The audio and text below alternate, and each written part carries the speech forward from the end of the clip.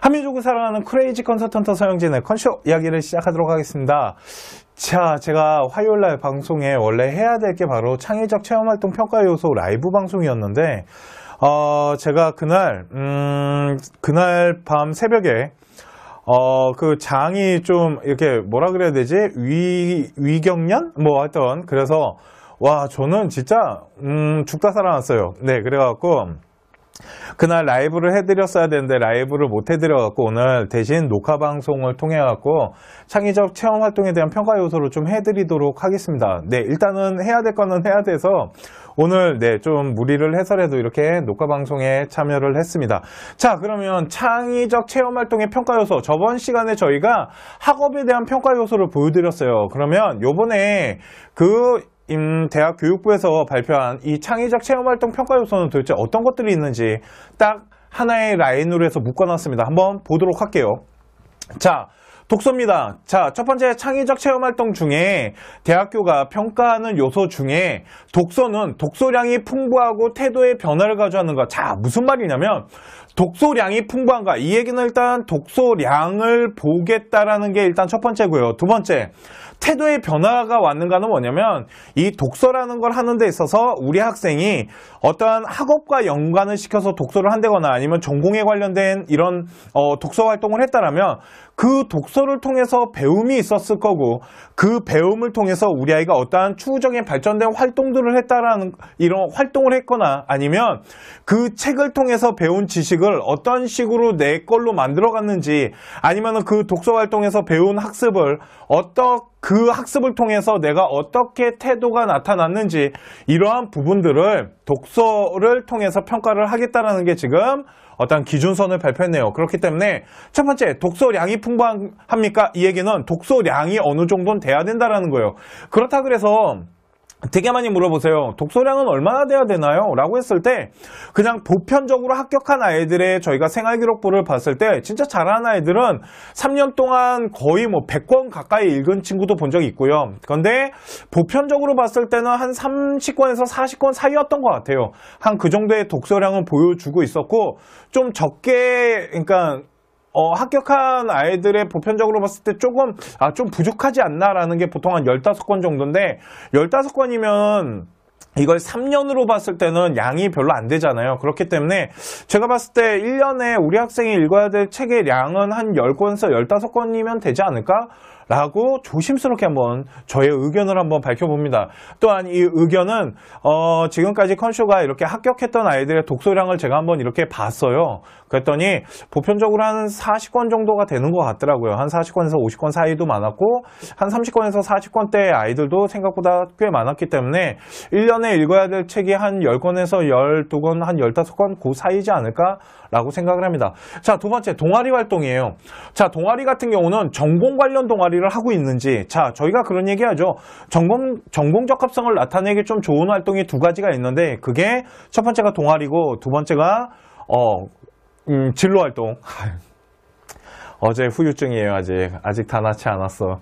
자, 동아리 같은 경우는 전공과 관련된 활동을 나타내기 되게 좋습니다. 그러다 보니까 자기가 전공에 대한 관심도나 이런 거를 나타낼 때, 그러니까 만약 우리 아이가 과학에 관련된 이런 자연과학이나 공대를 가고 싶다면 과학 동아리에 들어가거나 이런 라인을 형성하면 좋지 않을까라고 생각하고요. 또한 전공과 관련된 동아리를 했다라면 지속적이고 주도적이었네요. 자, 지속적인 거를 먼저 볼게요. 지속적이었다라는 건 1학년, 2학년, 3학년 활동을 통해서 나의 전공성을 얼마큼 전문화시키고 발전성 있게 했는지 이런 부분을 보는데 그 부분 안에 뭘 보냐면 주도적이었네요. 그러니까 누가 시켜서 한 게 아니고 내가 직접 그 활동을 주도적으로 이끌어 나갔는지. 또한 중요한 게 하나 있네요. 그게 뭐냐면 주도적으로 했다라는 건 뭐냐면 학교에서 어떠한 프로그램이 짜진 대로 한 게 아니고 동아리 활동하는 데 있어서 내가 어떠한 주제를 선정하거나 기획을 하고 계획을 해가지고 그 부분을 동아리 부원들과 함께 이끌어 나가는 이런 부분들, 그러니까 개인적인 어떠한 연구 활동들이 동아리 안에 들어가면 좋지 않나라고 분석할 수도 있겠네요. 또한 자, 봉사활동은요, 진정성이 있고 지속적으로 봉사했으며, 자, 진정성이라는 건 진짜로 이 봉사를 통해서 우리 아이가 그 봉사의 의미를 찾아가고 그 봉사를 통해서 나의 인성이 발전하는 이런 모습들, 또한 지속적인 봉사활동을 해서 태도가 변화가 일어나는 이유. 그러니까 태도 변화는 아까 말씀드렸죠. 봉사를 하다 보니까 뭔가 깨달음이 오고, 봉사를 하다 보니까 이런 최소 수혜자나 좀 어려운 사람들을 도와주거나, 아니면 아동센터에 갔을 때 뭐 학생들의 이런 아동들의 어려움 같은 것을 내가 진짜 느꼈냐는 거죠. 그러면 내가 뭔가 느꼈다라면 그 느낌 안에서 끝나는 게 아니고 그걸 통해서 대안점을 찾기 위해서 노력해보고 복지관이랑 상담을 해보고, 아니면은 뭐 아이들을 가르치는 데 있어서 이런 교육 프로그램을 내가 주체적으로 무엇인가를 제시해보고 그걸 프로그램을 짜가지고 한번 활용해보고, 이런 모습을 통해 갖고 봉사활동을 통해서 태도의 변화, 그러니까 어떠한 이런 봉사의 인성이 발전되는 모습들, 이런 것도 있으면 좋지 않나라고 생각을 하고요. 또한 왜 지속성이냐면, 제가 가끔 그런 얘기를 합니다. 왜 봉사활동은 한 곳만 가면 좋나요? 라고 얘기를 한다라면 이런 거죠. 만약 우리 아이가 여러 개의 봉사를 가요. 1학년 때는 솔직히 다양한 봉사를 해도 됩니다. 1학년 때 다양한 봉사를 하다 보니까 내가 진짜 관심 있어 하는 봉사활동이 있을 수 있지 않을까요? 그러다 보니까 2학년 때부터는 조금 내가 정말로 추구하고자 하는 봉사나 내가 진짜 봉사의 의미의 라인을 짰다라면 그 봉사활동을 계속 나가봐야지 그 활동 안에서 경험도 쌓일 거고, 경험이 쌓이고 친밀감이 높아지고, 이러면서 좀 그 봉사를 조금 더 다가설 수 있는 모습들, 이런 것이 나타나지 않을까요? 그런데 전 그런 생각이 들어요. 우리 학생이 계속 뭐 봉사활동이 되게 다양하게만 있어요. 그러면 다양한 봉사를 했다라고도 평가할 수 있겠지만 이렇게 볼 수 있지 않을까요? 그냥 시간이 되니까 그 봉사를 했나 보죠. 어떤 뚜렷한 길도 없고, 그런데 봉사란을 봤더니 봉사란은 애도 별 내용이 없어요. 이 얘기는 그냥 아이가 시간 때우러 간 걸 수도 있잖아요. 그렇기 때문에 1학년 때는 좀 다양한 활동을 하다가도 어떠한 라인이 구축되는 게 좋지 않나라는 생각을 하고요. 그렇기 때문에 그런 데에서 진정성이 나타나고 봉사의 의미를 찾아서 그걸 통해서 태도가 변한다라면 무엇인가 더 적극성을 띠고, 무엇인가 이 어려운 사람을 위해서 내가 한 번 더 생각해보고, 이런 활동들, 이런 것을 통해서 인성을 평가하지 않나라고 생각하고요. 진로 탐색 체험 활동 같은 경우 진로가 목표가 뚜렷하고, 그러니까 내가 이제 진로를 찾아서 정말로 내가 진로를 찾아가는 이런 어떠한 이런 전문성들이 나타나고, 진로 탐색 활동을 하였는가, 그러니까 진로의 목표가 있고 그 목표를 하기 위해서 내가 주체적으로 어떠한 뚜렷한 어떠한 활동들, 그러니까 학교에서 꼭 시키는 그런 활동들 뿐만 아니라 학교에서 어떤 활동을 시켰다라면 그걸 통해서 내가 나만의 개인의 스토리, 그러니까 이런 활동들과 연관을 시켜서 내가 정말 주체적으로 무엇인가를 더 찾아가는 모습들, 그러면서 내가 뭐 진로에 대해서 조금 더 관심이 높아지고 그거를 연구하고 조사하다 보니까 전문성도 높아지고, 이런 모습들을 생활기록부 안에다가 집어넣으면 좋다라고 지금 평가 요소 안에 이렇게 말하네요. 자, 저번 시간에 학업 역량에 대해서 해드렸고, 오늘은 창의 체험을 통해서 전공 적합성과 또 인성에 대한 부분, 그리고 이런 활동을 통해서 발전 가능성, 결국은 저희 컨슈에서 말하는 4대 요소가 이 안에 또 들어가 있네요.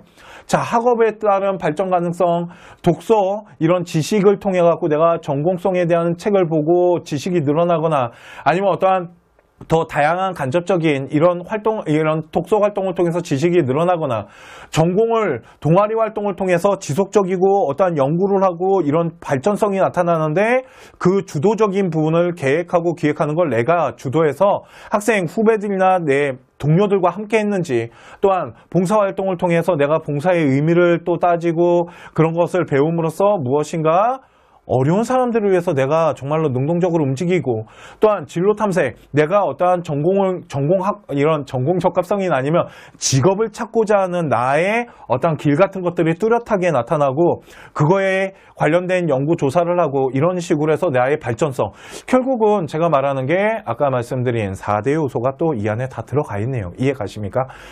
제가 컨쇼는 학생부 종합전형은 4대 요소로 학생을 선발합니다라고 말씀드리는 이유가, 이거는 제가 만든 게 아닙니다. 다시 말씀드리지만 이건 컨쇼에서 만든 데이터가 아니에요.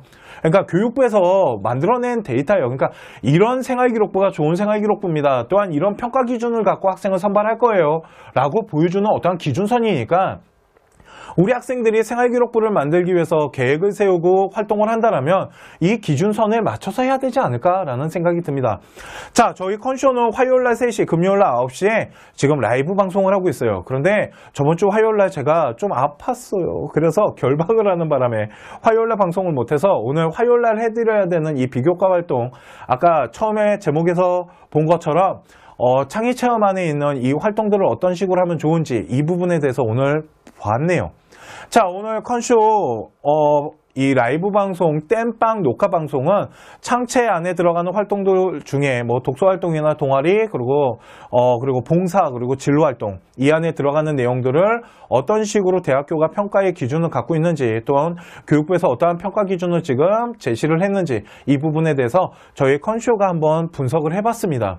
이 분석은 제 주관적인 부분이 들어간 것도 있지만 이런 형식의 컨설팅으로서 합격한 아이들이 좀 있지 않을까라고 생각은 들지 않습니까?